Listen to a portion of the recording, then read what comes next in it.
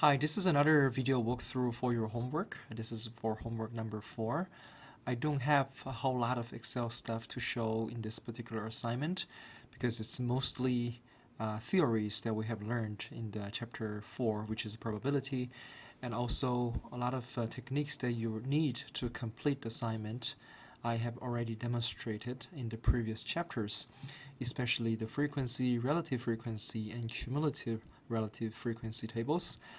You probably need those 3 to complete these 1, 2, 3 questions. Okay, and mostly I think I'm gonna try to get you a little bit more exposure on the Excel data analysis ToolPak. So I'm gonna use Excel analysis ToolPak to answer 4 and 5. So 4 is histogram charting. Number 5 is mean and standard deviation calculation. So what I'm going to do is I'm going to go back to the data. So here I'm saying it's likes, but it's actually transactions because I changed the scenario of the problem later. So this is really transactions, and this is a daily transaction. Let's summarize the daily transactions. Okay. First, the homework asked what is the average and the standard deviation. So one thing you can do here is data analysis, and you go looking for descriptive statistics. Okay, you click OK, and then the input range, it's just basically B column here, and the labels in first row, yeah.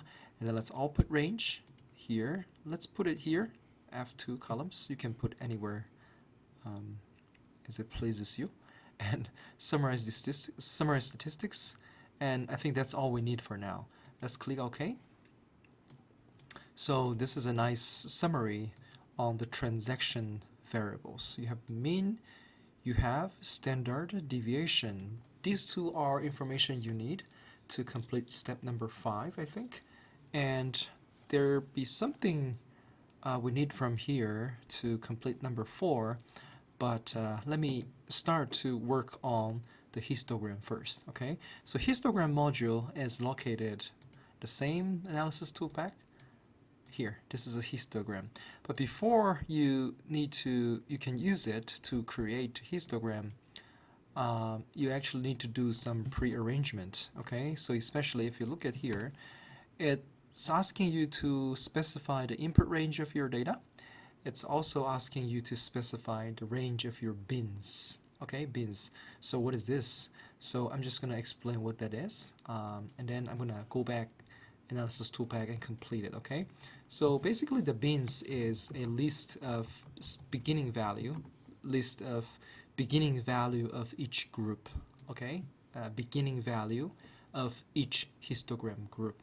So in this case, what I'm going to do is because these are the integers, so without grouping each separate value, I'm gonna use each integer as its own group. Okay, each integer as its own group. Okay, so what I'm gonna do, it looks like it's starting with 0, ending with 10. So even I'm using each own integers as its own group, I may only end up 10 different groups, so which is not too many. Even you visualize that, it won't be too it won't be just too much information. Okay, so this is my definition of bins. Okay, and then go back here, and then data analysis histogram. So I'm gonna identify the input range as B, and bin range is I all the way to here. Okay, so indicate that the first row is in fact labels in the bin and your data, and I'm going to output the result somewhere here. Okay, you have many options here. I'm going to skip the first one, and I'm going to tick mark second and the third one. Okay, so let's click OK to see what happens. Voila. Okay, so you have a very nice looking, well formatted. At this point, this is basically useless. I'm just going to delete it. Okay, you have a very nice looking and professionally made frequency and relative cumulative frequency table here presented, which is good. Okay, and then here is your histogram. This is very good. It not only shows the frequency of each individual value, it also shows the cumulative relative frequency.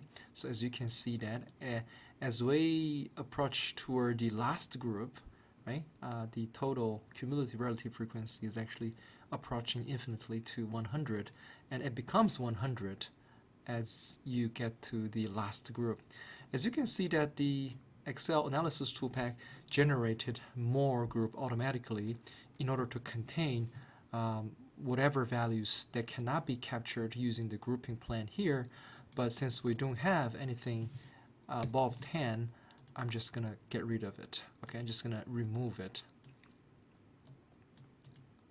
Oops. Oh, sorry, let me I just have this obsession that I need to have that because earlier there was.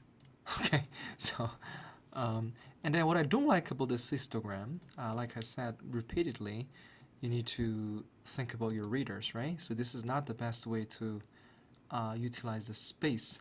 So I'm gonna see whether there's a way I can move around the legend to somewhere else. Maybe bottom? Yeah, maybe top. Yeah, top is looking much better. So once you're done with this, I think you can just go back and paste the result to the table. Okay, I won't complain anything if you've done this. So go back and I'm just gonna paste it here as a picture, and you can adjust the size. Yeah, I think that will be it for this particular homework. And regarding 6 and 7, I will leave it to your good hand. And with number 7, you need a little bit of thinking, but since this is a core of chapter 4, I'll rather leave it you to look at yourself. Okay, if you need more help, number 1, you need to watch the course recording if you haven't participated live. Okay, so for whatever reason you have skipped, you have to go back and watch that.